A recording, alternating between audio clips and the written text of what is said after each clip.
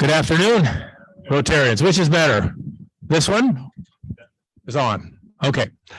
Welcome today. I'd like to thank Anthony Peterson and Dave Heinel for being our greeters for our luncheon today.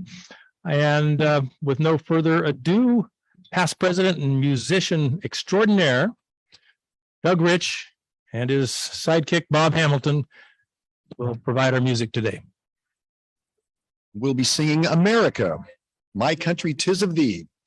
My country 'tis of thee, sweet land of liberty, of thee I sing.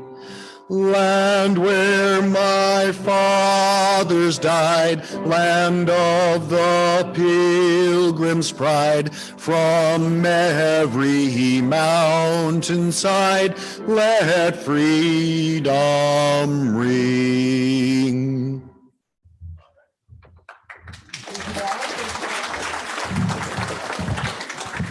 I think that was a key that everyone could sing in. Thank you, Doug and Bob. Okay. Following music, we have our invocation provided by Teresa Shockley, Interact and Rotaract chairperson this year. Thank you, Rick. Oh, wow, I'm a lot shorter. Okay, good afternoon, fellow Rotarians.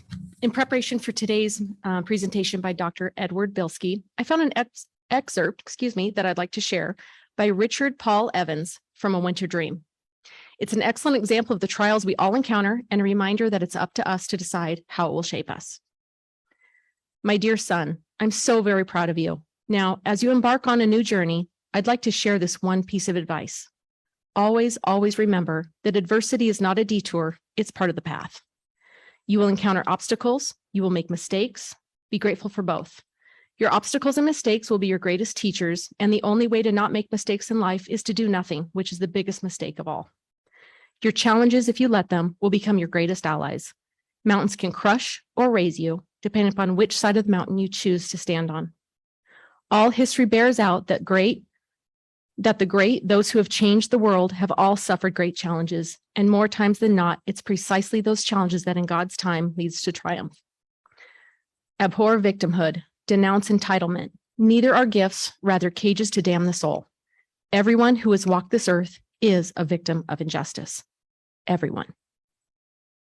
Most of all, do not be too quick to denounce your sufferings. The difficult road you are called to walk may in fact be your only path to success. Thank you.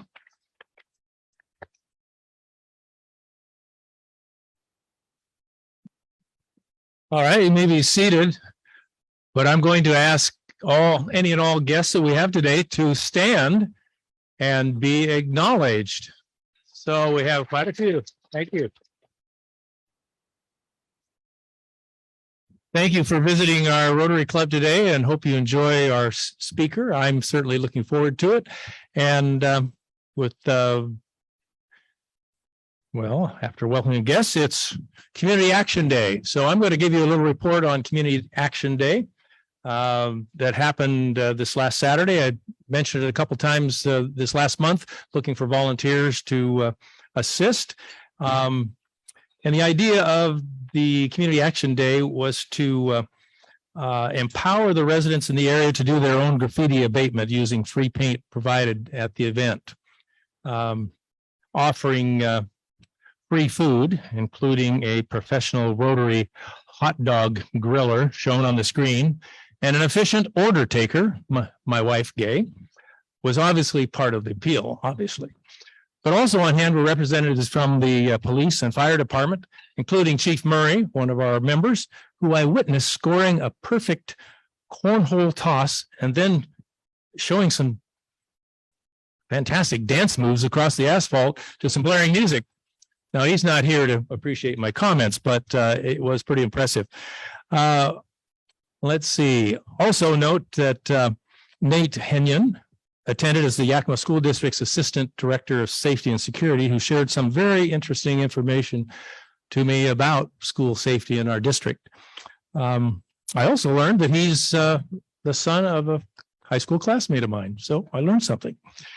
But the most rewarding moment was when a lady with a small dog approached me and was so pleased to tell me about the good deed she had done at Randall Park. At the end of the pond overlook platform is the Rotary wheel, which I think you also see in the picture there. And she was at the park one day and walked up to the wheel and noticed that someone had defaced it with, I'm not sure what it was, but it didn't look very good. And she took it upon herself to clean it up and make it look shiny like it shows in the picture there. I had her phone number, her name and phone number, but unfortunately I got lost in the midst of the hot dogs and buns. And I feel badly because she was so proud of it, and I would love to give you her name, but she appreciated what Rotary has done in the park and took the initiative to keep our Rotary wheel looking good. So that was a great experience. So my takeaway from participating in this event was that it showed whether it's 1 or 100, Rotary can have an impact. And so whether they ask for 1 volunteer or 100, let's take that opportunity to create an impact in our community. So that's the report on the Community Action Day. We have do we have exciting news, John Ball? Where's John Ball? Yes. John Ball is going to give them an update on the marketplace.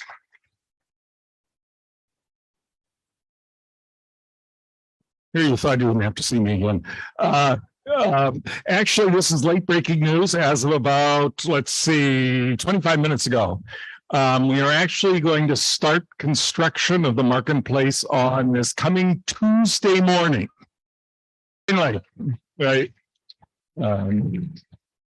Line gang construction will be there to begin to excavate and change the grade and get ready for the footings that will go in for the pavilion and the shed marketplace behind it. So it's been a long time coming. It took 2 years and let's see, it's about 2 years and 3 months since we first started talking about this with the hospital and with the other 2 clubs, and they don't even know it yet because I just found out the date just a minute ago. So because this is coming up really in a kind of in a flash, Line Gang turned out to have an opening in their schedule, and so they're going to be able to start right away. And we were able to get the hospital to agree to have all their employees park somewhere else for a while, which, let me tell you, if you think that all the work that went into the planning and design in this thing was a lot of trouble, getting the people who work there to park about 5 feet further away has been the hardest part. So anyway, we'll start, and I'm thinking what we will do, this is all really on the fly because as I said, I just found out that at 8 o'clock on Tuesday morning, you're certainly all invited to come down to the marketplace site. We'll do some kind of a groundbreaking of some form or another. I haven't talked to Carolyn and Lorna yet, but they could provide the entertainment maybe. And then we'll go from there. I know our district governor is going to be in town. Maybe he'll be there, and we'll get the media there and hopefully see. It's going to be pretty exciting. It's a huge project. When we started talking about this a long time ago, I envisioned this nice open covered shed, kind of like a picnic shelter, which was going to be pretty simple.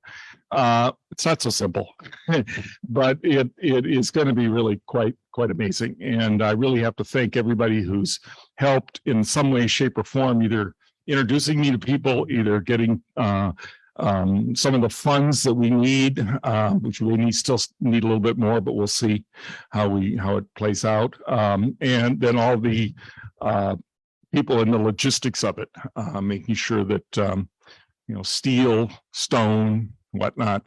I tried to get some people to come out a few weeks ago and help pick up the salt at Herky Rock as they're giving us all the rock, but somehow or another that wasn't a real top seller, I might add. But it's there, and in fact, this afternoon I'm going to go look at the layout of that stone. But I'm really excited about this, and I hope you are too. I really appreciate everybody's help, and I think this is going to be pretty dramatic. The the logo of Rotary will be right on the front, right on Yakima Avenue. And it will, I think, going to be in neon.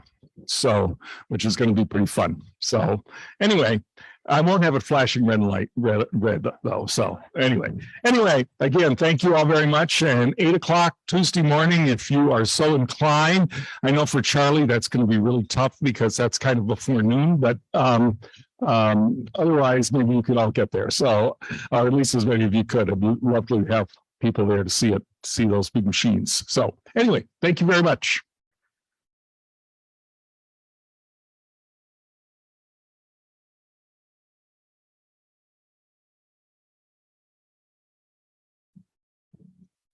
So watch out for those easy projects, or at least they look easy on the surface, because you never know where it's going to go. But in this case, it's gone to, I think, a fabulous project, and it's going to be exciting to see it come to fruition and completion. So congratulations, John. Oh, he's talking to John. John. Okay. Next, we have a great Sergeant of Arms, Marit Makeda.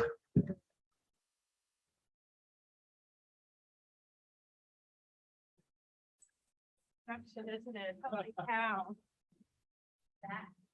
So, can you so I can keep track of the little slideshow?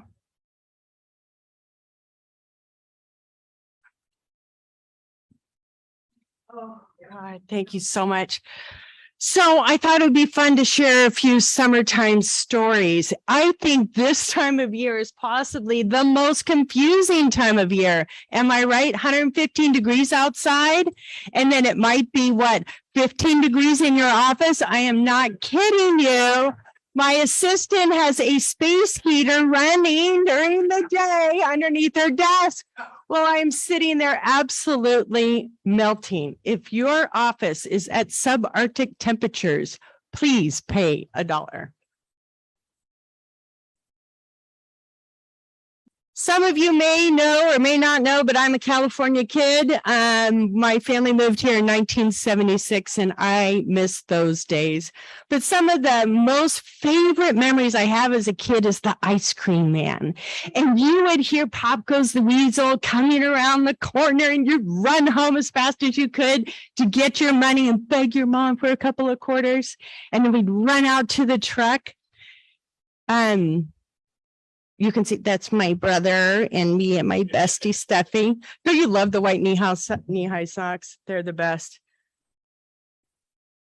Do you guys remember the ice cream man? I don't know how long he went, but God, it wasn't during my kids when they were growing up. But if you remember the ice cream man, please pay $1.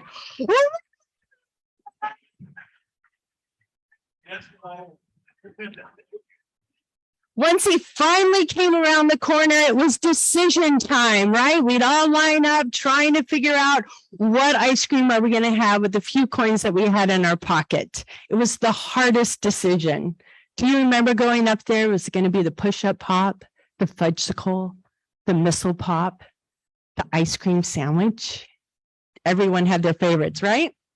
So my question for you is, as a 70s kid, what was the most popular ice cream from the ice cream man truck around 1975? Was it the firecracker popsicle, or the Nestle drumstick with vanilla and chocolate swirl, the Good Humor shortcake bar, or the fudgesicle? Which one? It's the firecracker. Yes. If you did not say firecracker, please pay $1. Honestly, summer brings out the kid in all of us. And as a kid of the 70s, I also had a banana seat bicycle. Do you guys remember this bike? It had the great big, I goofed on that. It had the great big handlebars. Do you remember that? Mine had a rainbow seat. I would kill to have that bike today, right? So what did I want to ask you? Oh, next bike. So then I thought, well, there's some younger people here, right?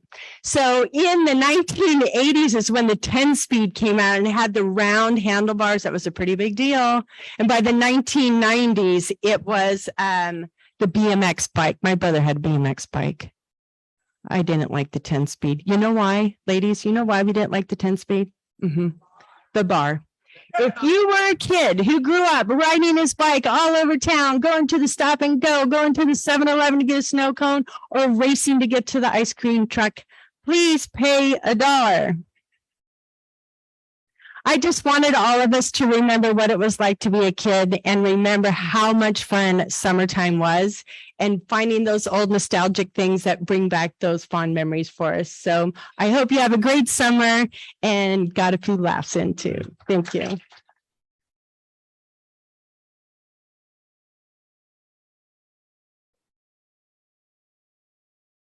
I told you she'd be great. Good job. Thanks, Marie. Next up, we have a member since 1987, a president from 2004 2005, a district governor from 2013 to 2014. Any guesses who I'm going to introduce next?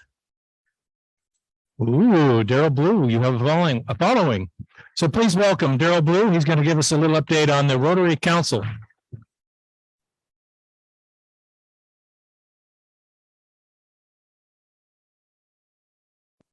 As President Rick told you, my name is Daryl Blue. I'm from District 5060, and I will speak in English. Those are the words that speakers use when they introduce themselves at the Rotary International Council on Legislation. I'll tell you, this is just an opportunity to fill you in a little bit about a part of Rotary that you all probably rarely see. Rotary is ruled, the bylaws and constitution of Rotary are ruled by what's called the Manual of Procedure. There's been a manual of procedure for years in Rotary International, and the manual is updated every 3 years by the Council on Legislation. Let's see if I've got this right. This year, again, I was the delegate from District 5060 for the Rotary International Council on Legislation. My second opportunity to serve in that particular position. A person who's elected a representative of their district to the council must have been a previous officer of Rotary International, and that means district governor.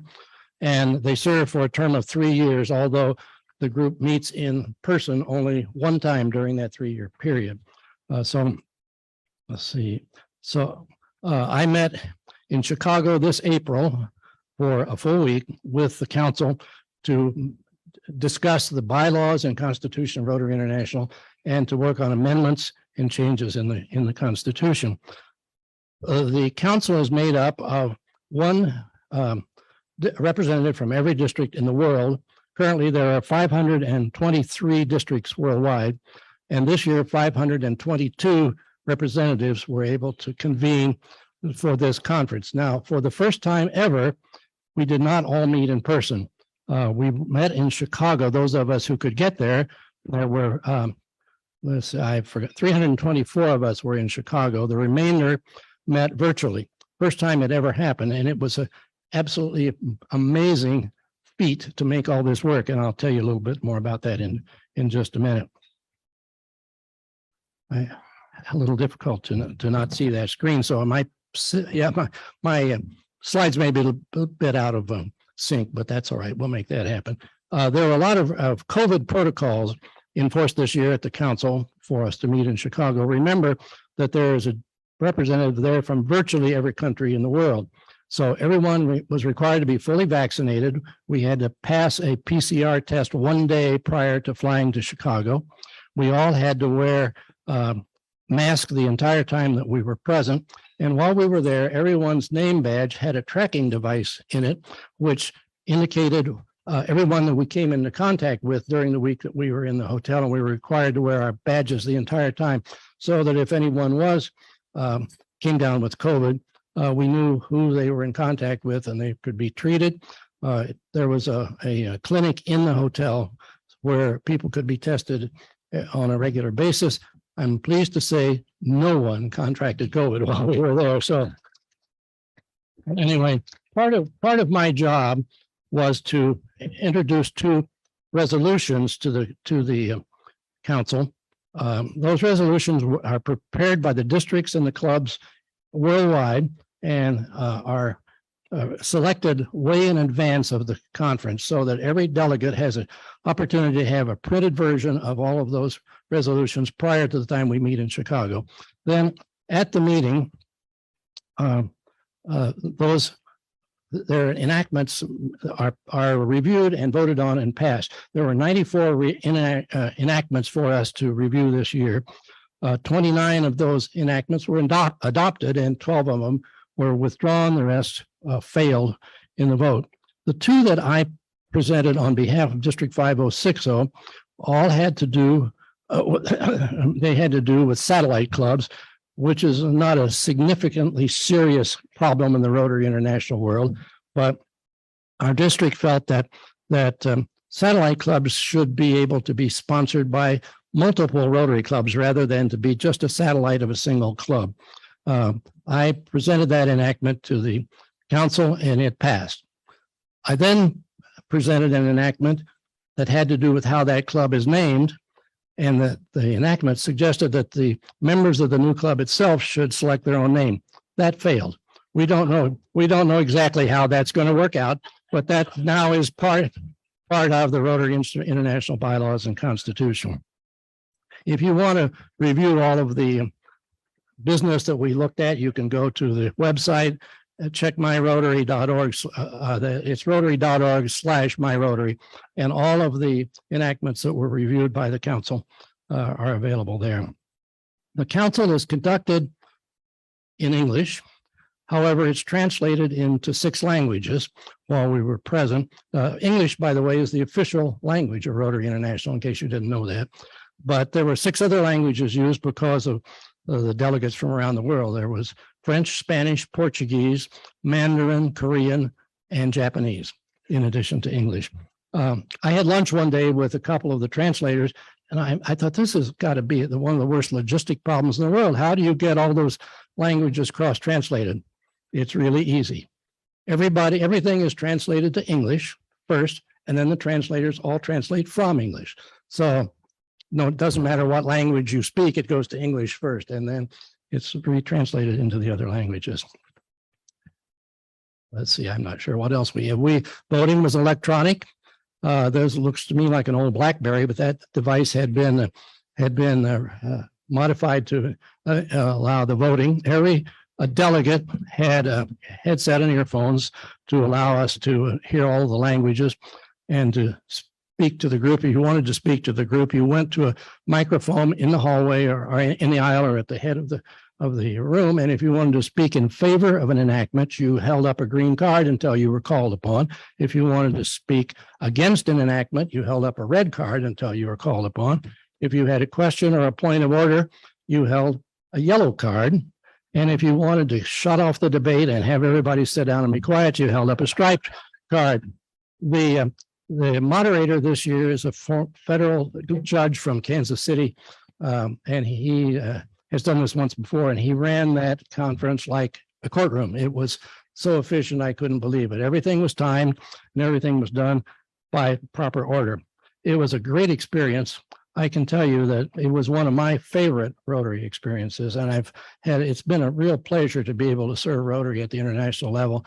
And this was my second term. I still have another year to go.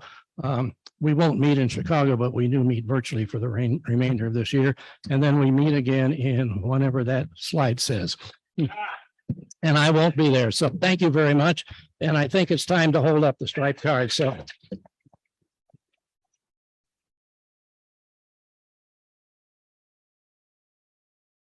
Daryl, can I borrow that?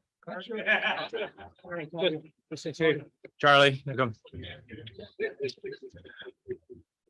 All right. Well, thank you very much, Daryl, for your report and your engagement in Rotary. I know it must take time and certainly was a little more difficult this last time, but thank you for what you have volunteered to do and done. Thank you. Okay. All right. Jane Davis, who is our Rotary Information Chairperson, has the honor of introducing our guest today, guest speaker.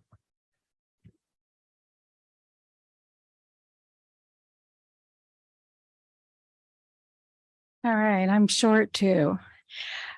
I'm real excited to introduce our speaker.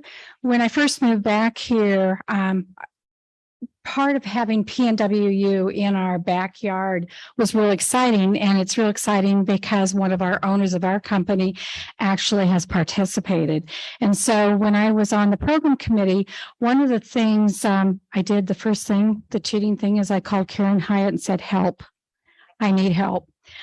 And so, and she is the one that suggested that he has a great presentation and is a great part of the college. So President Rick, fellow Rotarians and guests, Dr. Blitzky is with PNWU in the role of Provost and Chief Academic Officer, and he's a professor of biomedical sciences. I don't know what that means. Dr. Blitzky received his PhD in pharmacology from the University of Arizona in 1996 with a focus on opioids. I can't even talk today. I said I'm so nervous. And the neurobiology of pain and substance use and disorders. He has been involved in the medical and graduate health education for over 25 years and has served in various senior leaderships roles at the University of New England and our own PNWU.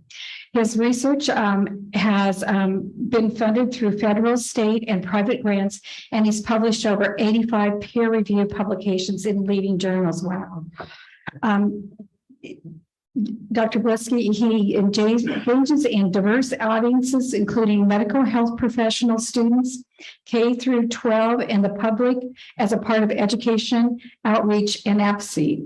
He is a 2019 May Day Fellow and received the 2011 American Osteopathic Association Research Mentor of the Year Award. And in 2014 was a Patient Advocacy Award for the American Academy of Pain Medication. This is what he sent to me, but then I went back to PNWU's site and saw that he's currently involved in numerous community services. I mean, it's phenomenal.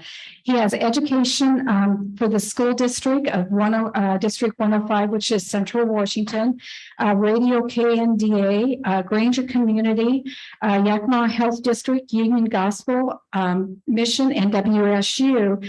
And he also serves as a board member for several nonprofits. So let's give him a hand of and welcome him to our webinar.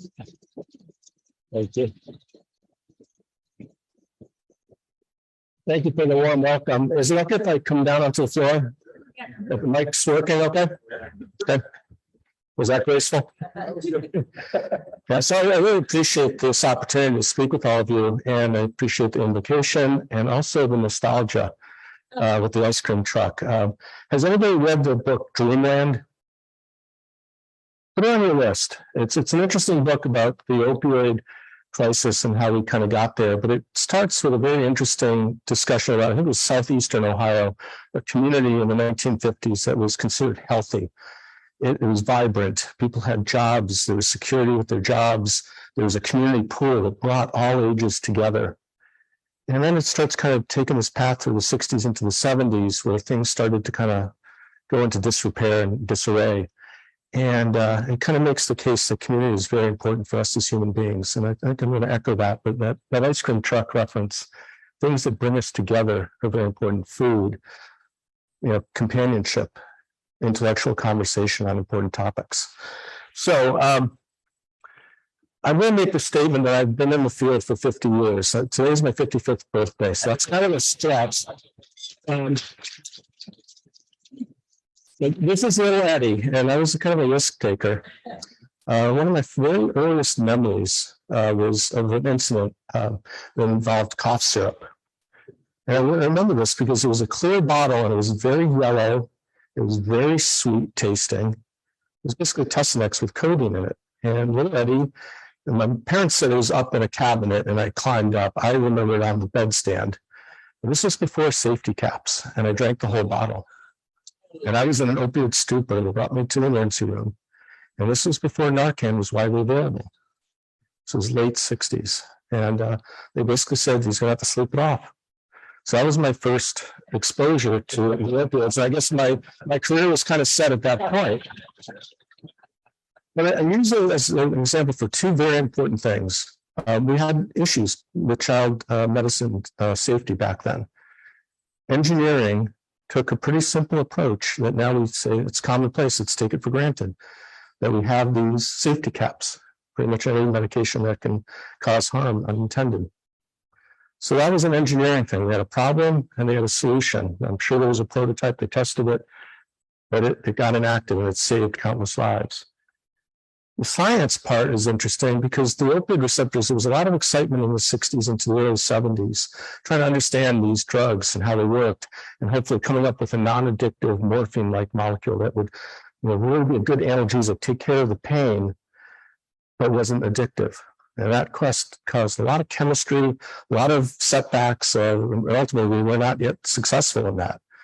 But we did have some successes with drugs like naloxone, Narcan, which is an antidote. It binds to the same receptors as morphine and heroin and fentanyl, and it can very quickly, within a matter of seconds, reverse an opioid overdose. So that was based on rational science and medicinal chemistry that then got applied into human clinical trials, and it's saving countless lives today in the opioid crisis. It's unfortunately not a panacea. There's much, much more complex set of issues around these opioids, but this shows you that when we take a scientific approach, an engineering approach, a humanistic approach, we can solve the most daunting problems. I'll talk more about that as we go through this. See, oops. So this is my, sorry. Let's see. A little bit of a lag on the slides. This is my career in a nutshell. I've been a successful scientist. I've been a successful educator. I've dabbled in higher administration. But really the most meaningful parts of my career has been in community outreach. Started with K through 12 outreach as a graduate student, continued when I was in Colorado, then in Maine, and now out here. Turned into more public adult education, Rotaries all the way up to senior colleges, and also engagement, through writing, putting newspaper articles out and opinions, and just trying to educate the public on these complex issues so we can make better decisions, more informed decisions. Along the way, I became an advocate too, and that was something I never intended in my career. Legislators, they were foreign to me. They were a little intimidating. But basically, people need a voice. And if you got some science with it, with some health and medicine, and some people that are affected by some of these very difficult chronic conditions, it appeals to our cognitive senses, our emotions, our heart, and our soul, however you want to define that. And that's very powerful. And that kind of combines into what is called storytelling. So I'm going to kind of take you through some of that with the science sprinkled in. This is, I kind of changed the title of this. This is a set of crises that we are dealing with. The opioids and substance use disorders, and it is affecting next door members, if not immediate family members of all of us. It's also chronic pain. I've spent my career advocating for people that are very vulnerable and have, really had an impact on their quality of life because of chronic pain, including my own parents. In addition, we've got a pandemic that has had a profound impact on our society. We got to figure this all out and kind of get a path forward together. So I use this. This is a picture that was taken in Maine a couple of years ago. This was a stare down. This was a bald eagle and a mother squirrel. And she's a tough mother. She stared down and successfully defended her nest from this bald eagle. But I use it as an analogy between the two groups that I work with, people with chronic pain and people with substance use disorders, particularly opioids. And they are many times at odds with each other, blaming each other for the conditions that they're in. And that's unfortunate because if you take a step back from all of the noise, they are vulnerable, they're stigmatized, they're marginalized. And you put kind of some of the other stuff together, they have anxiety, depression, all these comorbidities. They have a lot more in common than what they have apart. And that's why they got to work together, because you take the millions on the one side and millions on the other side, and you kind of come together and broaden it to mental health. You can have a very powerful voice that can't be ignored. by legislators, by policymakers, by funders, by nonprofits, by universities. We got to kind of, and then we have to be receptive to listening, of course, to these messages. I'm stuck in the middle because I study opioids, but I've tried to bring them together rather than dividing them. And then you put a pandemic on this last 2.5 years. You think about access to care, isolation, despair, despondency.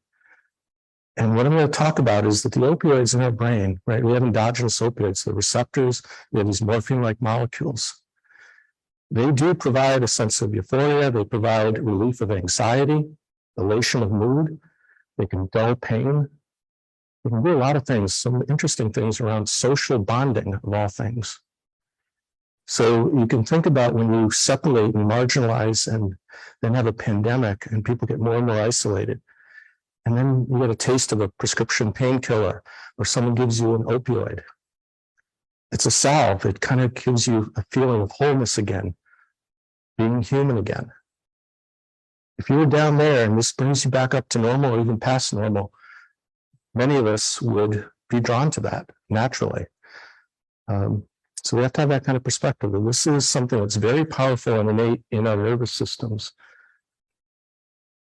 So I don't want to over sensationalize the headlines. You all know this. You all may have direct experience with, again, a family member or a loved one. The last couple of years have been rough. We've seen a skyrocketing in overdose deaths, along with overdoses and just the disruption of family and individuals. It's gotten worse by the pandemic by leaps and bounds. This year might be less than last year, but it's going to be bad. And we got to figure out what we're going to do about this. This is just some statistics from Washington State, and the big surge. You can see a little bit earlier, maybe a couple of decades ago, into the early 2000s, we were overprescribing opioids for pain control. Good intentions, but there was some bad players in there. And that's where some of the spike in overdose deaths came with the pills. But these were pills that actually contained oxycodone. Well, recently, the big threat has been fentanyl-laced counterfeit pills or fentanyl itself disguised, so it's heroin. Fentanyl is a very potent drug, a very fast-acting drug, and very unpredictable when there's no quality control. Your drug dealer is not an analytical chemist. They don't really care about the purity of the content. So it is playing Russian roulette, unintended or intended. It's causing a lot of deaths. So that's where we're at. There are some good news. This is an article I just came across. Machine learning is helping to get us more accurate, quicker data. So sometimes it takes months, if not over a year, to get 2020 data to tell us where we're at. But there's surrogate markers that through both the data that's coming in from police and law enforcement, paramedics, hospitals, there are early indicators and proxies for giving us a better and more accurate picture of what's happening right now here in Yakima County. So there's some progress, again, with technology that's going to give us a better insight into what our current status is.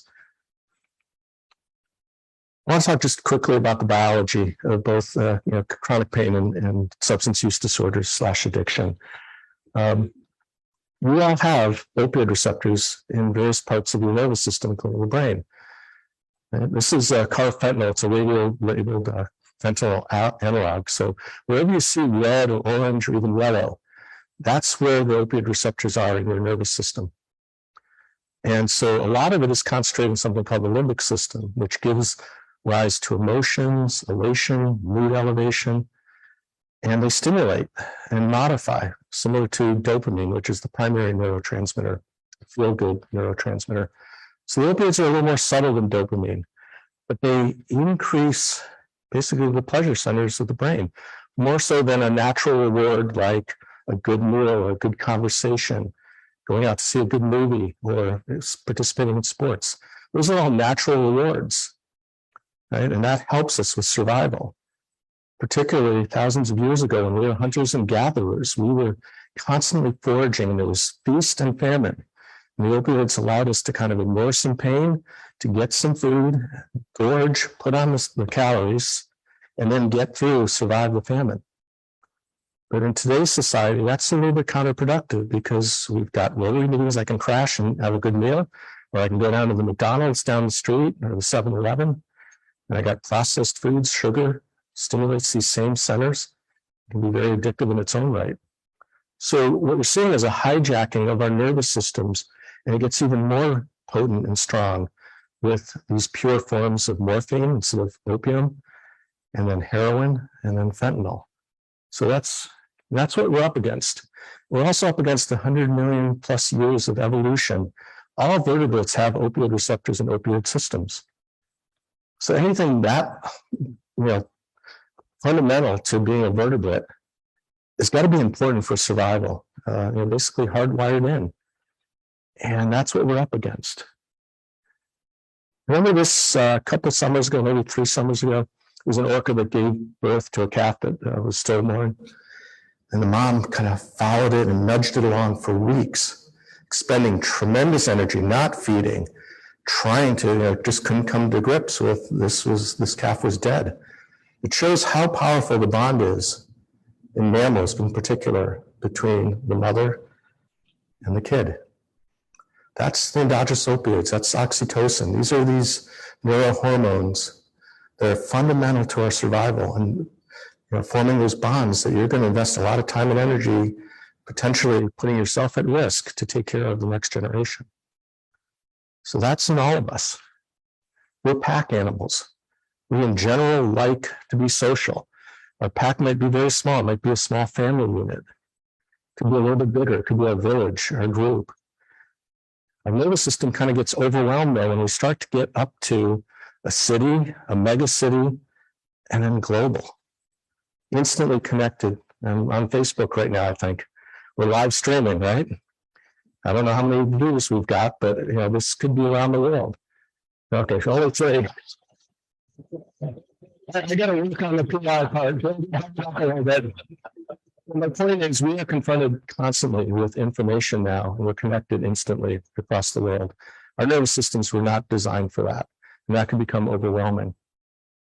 If you want a good kind of snapshot of this, the book Sapiens is very interesting. It kind of takes a kind of history of that evolution of the family unit into the village, into the agrarian kind of communities, into the cities, and now all connected across, and who knows, maybe the universe in not too distant future. So social bonding is really one of the more important parts of all this.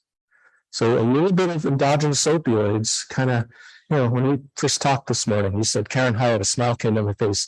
We were looking into each other's eyes. We were smiling. We were here for a good cause. We formed impressions of each other. Hopefully positive, definitely positive on my end, right? That's human nature, right? So that's partly the opioids, and the opioids also have part of the occipital lobe. The vision is processed. This is all very fascinating and interconnected in how we form bonds with people. So I'm going to talk about sympathy, empathy, and compassion. Sympathy, feeling of pity and sorrow for someone else's misfortune. What's interesting there, though, it's kind of passive and it's kind of unequal playing field. I feel sorry for that person, but God, thank God it's not me, right? Empathy is a little bit different. It kind of gets back to I have some shared understanding of what that person might be experiencing, but that's still not quite enough. Let me use an example. How many have been stung by a bee? So it's not universal, but it's probably 80% of you. So we have a shared experience. Anybody who's been stung by a bee knows that it hurts. How many of you have a good bee sting story from when you were, say, in your first 20 years of life? Got 1, 2, remember? Yeah, I can remember. It must have been 6, 7 years old. It was right here. It was a bumblebee. I was in these oleanders next to a friend's house. The house was green. I ran to mom. I can't tell you what I did the day before or what I had for lunch, but I will never forget that moment. Right? That's how powerful our nervous system is to a threat. Something that hurts us, makes us scared, fear. But the flip side is also think about what our nervous system does when we have something that was really memorable and made us feel good. Could have been running to mom. It could have been the first kiss from a boyfriend or a girlfriend. It could have been, God knows what else. But that's going to stick with you. Now imagine doing that 100-fold with mainlining heroin and fentanyl, overcoming just this sense Not normal up to here. What if you're down here and it brings you way past normal? The most intense feelings of euphoria you've ever experienced. You feel whole again. You feel like the anxiety is lifted. That's the challenge with these drugs of abuse. They can be subtle, a glass of wine, and they can be intense, like heroin given intravenously. And you'll never forget it. Now, if we talk about sympathy/empathy, you can say, I feel sorry that you had that bee sting, but I know you're going to feel better as long as you're not allergic to it. You don't go into anaphylactic shock, right? You see a colleague who's got a cast. What happened? Right? But, there's something at least, the cast kind of tells you that something real happened. And, even if you doubted that, you could look at the x-ray. There's something broken. That hurts. We understand that. Right? So that's pretty easy to understand. What if you got that coworker? You're walking up and down the hall. Dr. Law, how are you doing today? Great. Great. Me too. Well, not so great. Oh boy, what's he going to tell me? I don't want to hear it again. It's all in his head. He's always got that migraine, wants to go home early, right? And we don't understand it. Even with our best MRIs, we're just starting to get what happens with fibromyalgia or some of these other chronic pain conditions. Addiction, we're starting to get insight into some of the genetics and some of the brain imaging. We've got a long way to go, though, and there's stigmas associated with these things. I probably don't want to talk to Mike about my coding experience when I was 4 or 5 years old, right? He might judge me, right? So this is a problem because then I get back into a corner. I get more stigmatized, marginalized, embarrassed, isolated, and it kind of grows. Now think about someone on the homeless front. It was interesting. We went to Union Gospel Mission a couple of months ago. We had a meeting. We wanted to expand. There was a need, and there was an expansion of student experiential learning. We were coming out of COVID. We wanted good safety protocols. So we sat down and we listened to them. They had the medical clinic. We've been volunteering. Students go in there all the time, some of our faculty. They've got the shelter care, which is a little bit different. My daughter got to experience that. She volunteered last summer doing wound care and cleaning trachs with some of the people that are in residence there. But the next step beyond that is going out on the wellness checks, checking on people. And, I think our general reaction is, I'm scared. That person's different than me. How are they going to react? What are they going to do? Am I safe? We were talking to this young lady who does this all the time, and she's built a rapport with this homeless population. They are as nervous and more vulnerable than any of us. That was kind of a sea shift for me, in my mind. How do you engage them? But there's a way to engage them so you don't get them backed into a corner. And then you start to have a conversation. You realize they are human beings and they've had incredible lives that were disrupted by whatever circumstances. And then you bring in some hope, right? And that's what all of us need is hope to get us through these difficult times. So that's where compassion kind of comes in. Book that Bob Sutton, who is a longtime member of the PNW family, really kind of drove home to us. It's a great definition. It's the emotional response to another's pain or suffering involving an authentic desire to help. Feeling empathy is necessary, a precursor to motivate aspects of compassion, but compassion involves action. That's the big take-home message for today. We got to take action. This is Sue Gold. I met her when I was in Maine. She had chronic pain, rheumatoid arthritis. At a time in the 1980s that it was not well established as a medical diagnosis, there was rudimentary treatments for it. She thought she had bone cancer and was going to die. They finally gave her the right diagnosis. They started the treatment regimen. One of the days she was going to an appointment, she's kind of wincing in pain as her son helps her out of the car.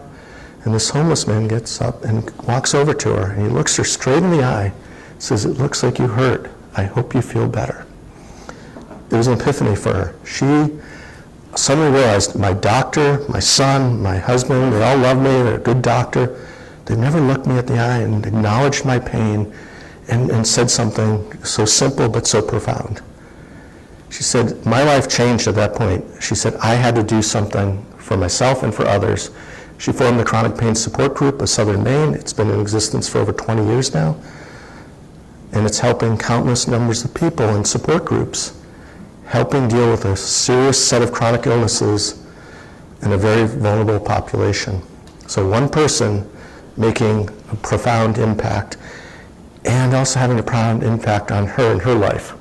This is tied, compassion, neuroscience is showing that when you have compassion versus empathy, a different set of circuits in the brain are engaged. And some of these circuits are the limbic system, the ventral tegmental area, the nucleus accumbens, dopamine, endogenous opioids. By helping others, you engage circuitry that rewards you. And it reinforces that behavior, and you get better at it. That sounds like Rotary, doesn't it? So another take-home message, right? Action, compassion, and it's doing something for yourself while it's helping other people. And I know it can be daunting because if it's not opioids, it's alcohol, it's bath salts, it's amphetamine, it's cocaine.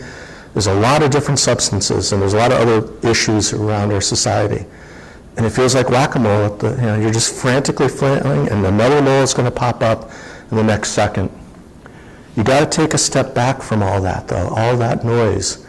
What are the fundamental root causes that are contributing to risk factors that lead to substance use disorders?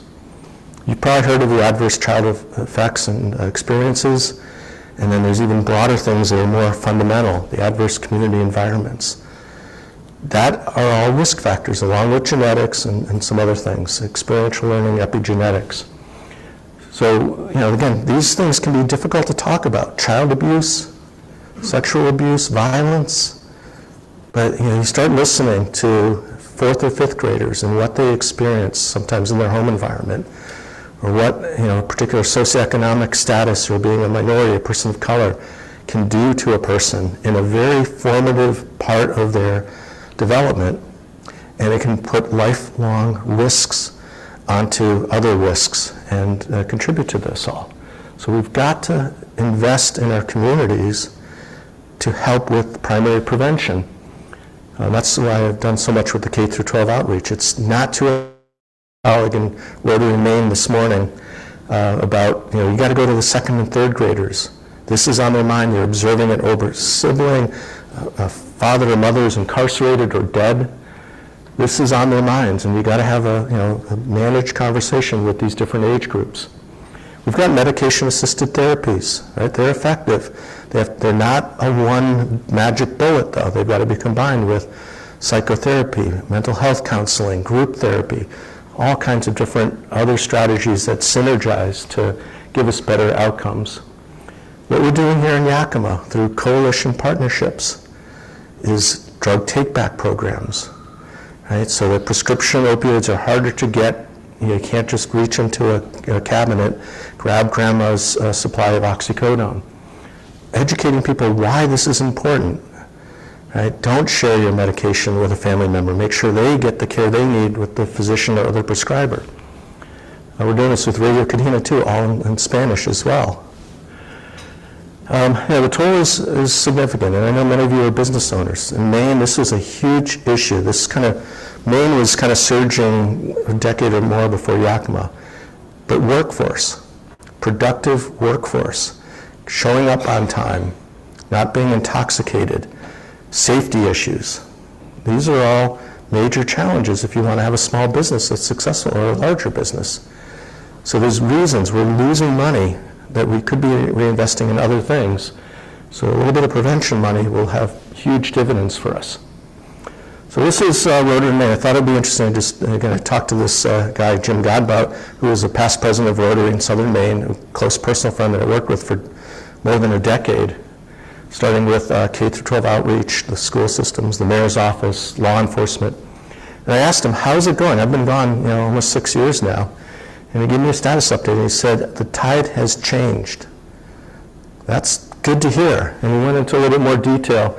He said, if there's advice I could give to this Rotary here, build the community, bring people together. It seems to be working. He's much more optimistic now than he was 5 years ago. So I think they've put a lot of effort, they've raised money, they've coordinated across so many different disciplines. Biddeford is an interesting town. People ask me why I moved to Yakima. And they were all defensive about it. Same thing with Biddeford. We chose to live in Biddeford, not Kennebunkport, not Cape Elizabeth. We wanted to live in the place that I worked, and we wanted our kids to go to that school. It was the old mill town. It was run down, but it needed to start to reinvent itself. And it did just that. And the university played a key catalyst part to it, but there was many other leaders, including the mayor, who I became very close friends with, Alan Cassavant. And it's revitalized. It's getting rave reviews. It's a tourist destination. People from Boston come up specifically for Biddeford. Partly the beer, partly the food, and that's okay, but there's an art scene, and there's all kinds of other creative things taking place. So this is PNW and our mission. We train healthcare providers who are going to serve underserved and rural communities throughout the Northwest. Integrated teams across health professions. Those that we don't do, we partner. Washington State University, Heritage, Yakima Valley College. We need better prepared teams to work with chronic illness and prevent, or treat early or treat later. It doesn't matter, but to improve community health through education. But that's only one part of it. Matt Braun is a fourth-year student now. Worked with him in Maine. He's a young person in recovery. I'm very proud that PNWU accepted him into their medical school, and he had the courage to talk openly about being incarcerated because he was stealing to support his drug habit. He's now over 10 years in recovery. He's doing fantastic as a physician to be. And that's the hope. That's, you can't give up on people. You can't incarcerate everybody. You've got to have rehabilitation. You've got to have reassimilation back into our communities. Logan Moon has bipolar disorder. He's now a graduate of PNWU, psychiatry resident. He started podcasts. There's over 80 of them talking about the deepest, darkest things in our mind. And then many students and others share their experiences. Take down the stigma. Let's talk about this. You start to relate with somebody else that has a similar condition, you learn from each other, and there's not as many barriers in the healthcare system, not as many barriers in the community. Our students are also learning how to advocate in the legislative process. This was one that we sat in on around suicide and farm workers in rural communities in Washington. We talk about the split, between Democrats, Republicans, and anybody else. This passed, I think it was 98 or 99-0 to support a bill that had extra resources and bring more awareness to this serious medical issue. So the system can work if we give it a chance. So that's what I'm asking everybody to do, kind of come together. This is a Bob Dylan song, Hard Rain's Gonna Fall. What are you gonna do now, my darling young one? Right? But we gotta do action, that compassion. Final one, Pete Townsend, The Who. Let's see action, let's see people, let's see who cares. I'm a resource, Mike's a resource, Angie Gerard is a resource. We're all here together, so let's do something. Thank you.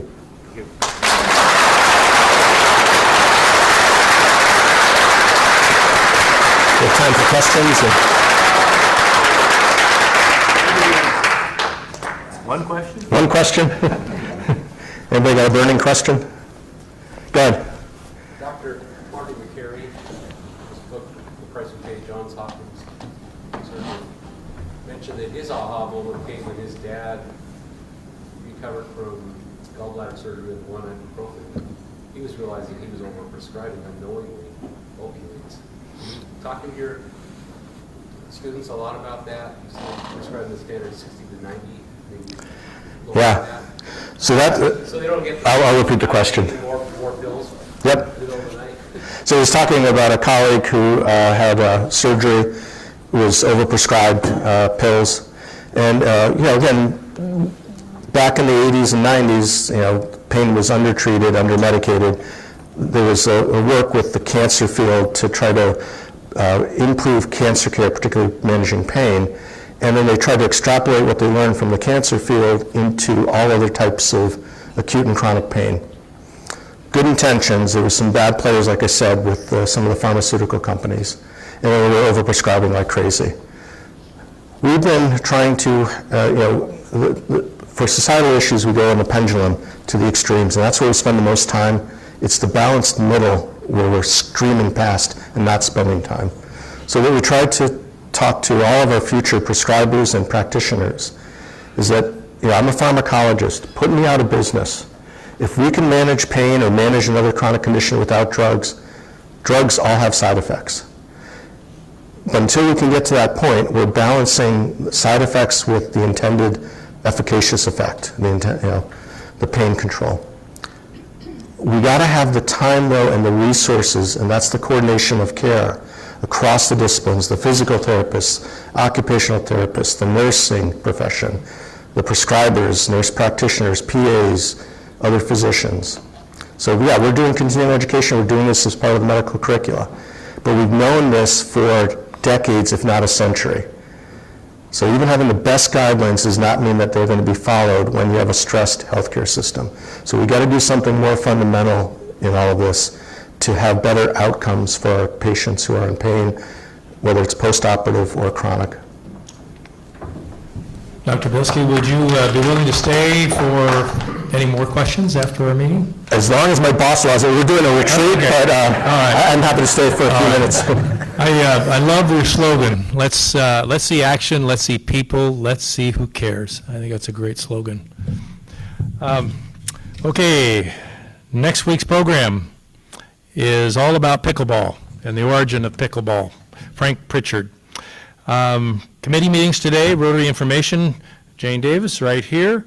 Visitation, Jadine Corcoran right there. So committee members, please join them. And let's see. Oh, Marketplace. There was a change in the time on Tuesday from 8 a.m. to 9 a.m. Okay, you can sleep in, Charlie. Okay. All right. Thank you for coming today. It was a great program, and happy to be with Rotary, but let's Rotarize. Okay.